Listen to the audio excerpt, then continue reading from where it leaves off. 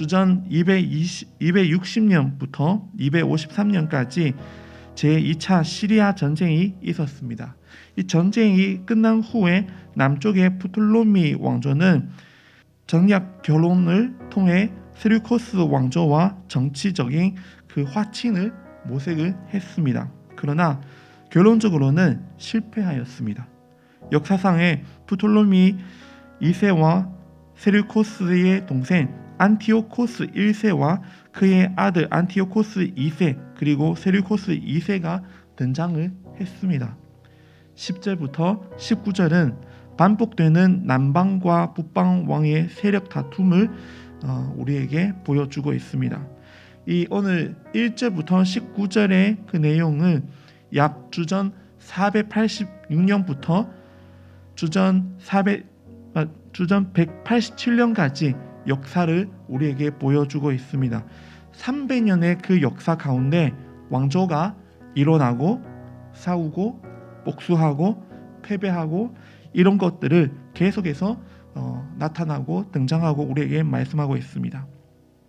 놀라운 것은 이것들이 다니엘이 앞으로 일어날 일에 대한 예언입니다. 역사를 뒤돌아보면 이 예언들이 말씀대로 다 정확하게 이루어졌습니다. 그래서 이 다니엘서를 쓰는 시기가 이런 역사들이 일어난 후에 썼다고 하는 그 성경 비평자들이 있었습니다. 하지만 다니엘서에서 이런 내용들은 분명히 그 역사의 이전에 썼다고 기록이 되어 있습니다. 사랑하는 여러분, 오늘 말씀을 통해서 우리에게 가르치는 원리가 무엇입니까? 나라가 왕조는 흥망성쇠가 있습니다. 바사가 강해 보였지만 그 시대는 가고 알렉산더의 시대가 도래할 것입니다. 그토록 강력한 보이던 알렉산더의 나라는 그의 죽음과 더불어 네 조각으로 깨어지고 말할 것입니다. 역사가 흘러왔지만 수많은 나라가 역사의 흐름 속에서 나타나고 또 사라졌습니다. 어느 날도 마찬가지입니다. 그러나 이 모든 것은 다 하나님의 주권 아래 있습니다. 수많은 나라들이 사라져도 하나님의 나라가 영원합니다.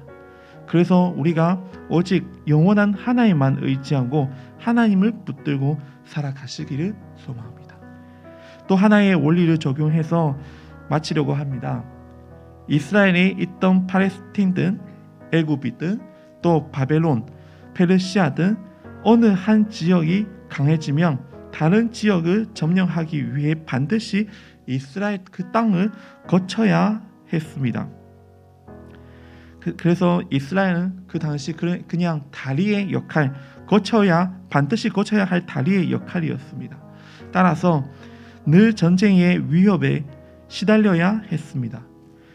그들을 지키는 것은 칼이나 군대일 수 없습니다. 이스라엘은 오로지 하나님만이 지키실 수 있는 나라입니다. 이스라엘 주변 나라들에게 이스라엘은 오직 지리적인 중요성만 있었지 전혀 위협이 되지 못했습니다. 그렇게 역사 속에서 존재감이 없던 이스라엘에게서 하나님은 여전히 관심을 거두지 않으셨습니다. 여전히 이들을 지켜오셨습니다. 심지어 아무도 이 변방 이스라엘에서 온 세상을 구원할 메시아가 나타날 것이라고 생각하지도 못했을 것입니다. 하나님은 바로 이렇게 역사하십니다. 세상이 주목하지 않은 우리를 통해서 또 세상 주목하지 않은 이 교회를 통해서 하나님은 당신의 나라를 이루고 계시고 또 이루실 것임을 믿으시기를 주님의 이름으로 축원합니다.